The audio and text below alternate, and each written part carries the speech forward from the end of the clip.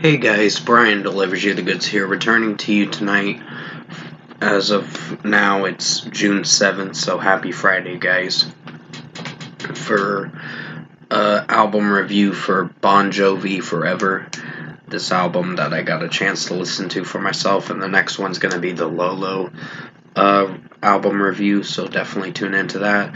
So I'm going to discuss what I listened to for Bon Jovi Forever for this new album and let you know my thoughts on the record overall. So let's dive right into this album review. Now, basically, with what I listened to, it starts with Legendary, and off the bat, it's a solid track. I've noticed John Bon Jovi's been having vocal issues lately, as of late, because it's not really hitting its mark lately, but some songs it does. But the first two tracks were kind of a little rough on his vocals, in a way, and maybe one or two other ones, but other than that, this is a 4.5 out of 5 for Legendary. It sounds nice, but it's more of a soft rock kind of song, in a way. They've kind of gone a little soft with some of their music, but overall, pretty solid track. We Made It Look Easy is a 4.25 out of 5. This was one of the weakest ones in my opinion. It wasn't terrible in any way, but it's above decent. But the problem with this song is the vocals a little bit from John Bon Jovi. I still liked it, but there were some critiques I had with it. And not to bash him or any way in this review, it's just I'm noticing that when I listen to this record. And I'm like, oh, I'm sorry to hear that. So it's really sad knowing that this could possibly be their last record, unless they drop another one in the next few years. Who knows? But off the bat, We Made It Look Easy is a 4.25 out of 5. I just found that his vocals were a little shot in this one from time to time. I didn't hate it, but that's what I noticed. And I'm just pointing out observations of what I listened to.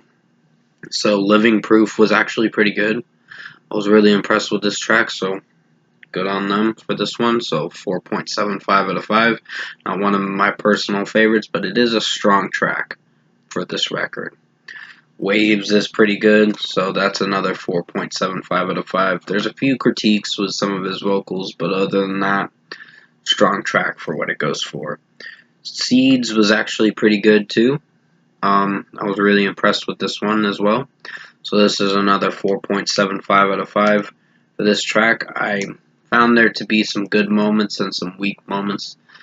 And I actually looked into Bon Jovi's discography recently, and this is their 16th studio album. So I will be talking a little more about what I personally think this band should do as of late. So basically, I'll get into discussion about that, but I'm just pointing out my opinion on things.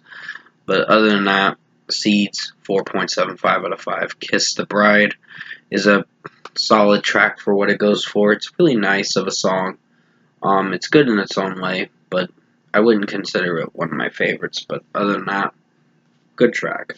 4.5 out of 5. The People's House is another good song. It is a little lengthy, but it gets the job done for what it goes for, mostly. So 4.5 out of 5. Walls of Jericho actually was a pretty good track for what it went for. I was actually a little impressed with this one. I just think there's some moments where I liked the song, and then moments where I found there to be a few critiques with this track. But other than that, pretty much The People's House is getting a 4.5 out of 5. And also Walls of Jericho is getting a 4.75 out of 5. I forgot that I was on the Walls of Jericho song.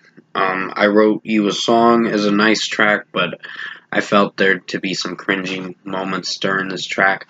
Somewhat. I think it was nice, but it was just how it was executing with the vocals. It's just his vocals had some moments where they were not hitting its mark.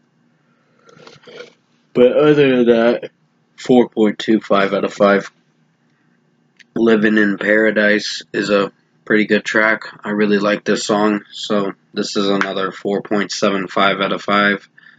Pretty good song. It definitely rocks for sure from time to time, but overall, it sounds pretty interesting of a song to listen through. My First Guitar was another cringy one.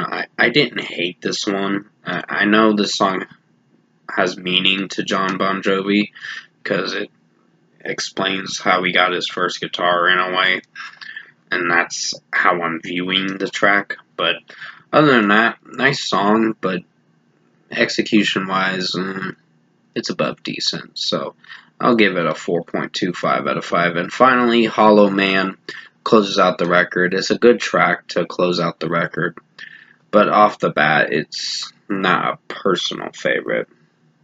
But overall, I think I'd give it a 4.5 out of 5. I think structurally it sounds alright. John Bon Jovi's vocals are good in a way for this song, but it still sounds nice for what it goes for.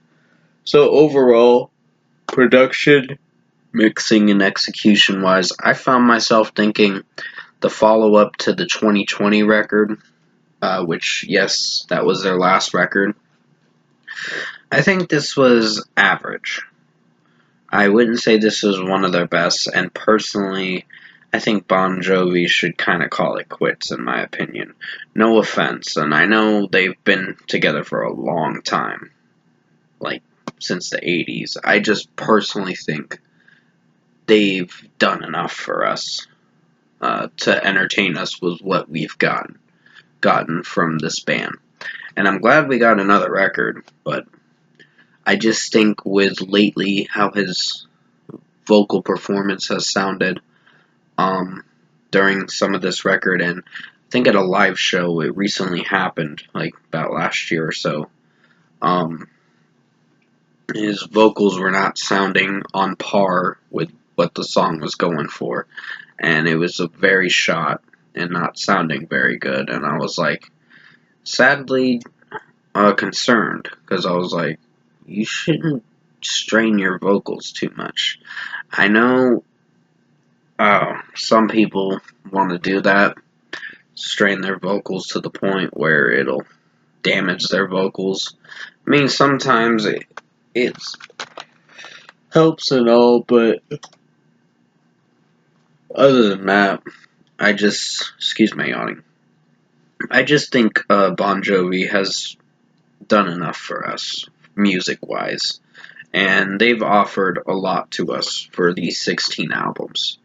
And personally, I think that's quite enough for what I've listened through for certain albums. I've been following them since the What About Now record, and I've listened to some of their older stuff like Blaze of Glory, Wanted Dead or Alive, You Give Love a Bad Name, also Living on a Prayer. Bad Medicine's a good one. And there's quite a bit of others too, as well. But overall, Have a Nice Day, It's My Life. So they've offered a lot of music for us with these 16 albums. There were some other tracks I listened to from them. Probably the Have a Nice Day and other songs probably after that record. But off the bat, if I were to give this record a score, I'm going to give it a 7.5 out of 10. It's a average listen. I mean, give it a chance, see what you think of it for yourself. You might have a different opinion than me. I personally don't hate Bon Jovi. I think they're a talented band. They still are.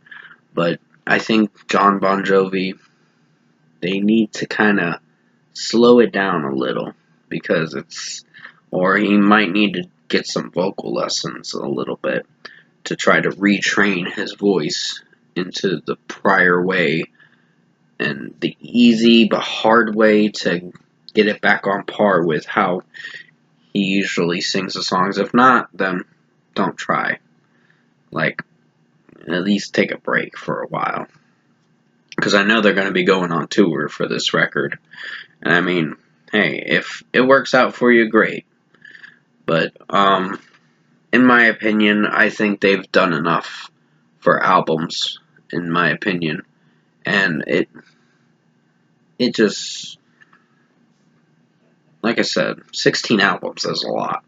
So, basically, they've offered enough music for us, and we greatly appreciate the music you still give us, Bon Jovi. But that's just my personal opinion and what I think. But hey, no hate, just pointing out an observation. But other than that, 7.5 out of 10 for Bon Jovi Forever for their new album. Thank you for watching this album review tonight.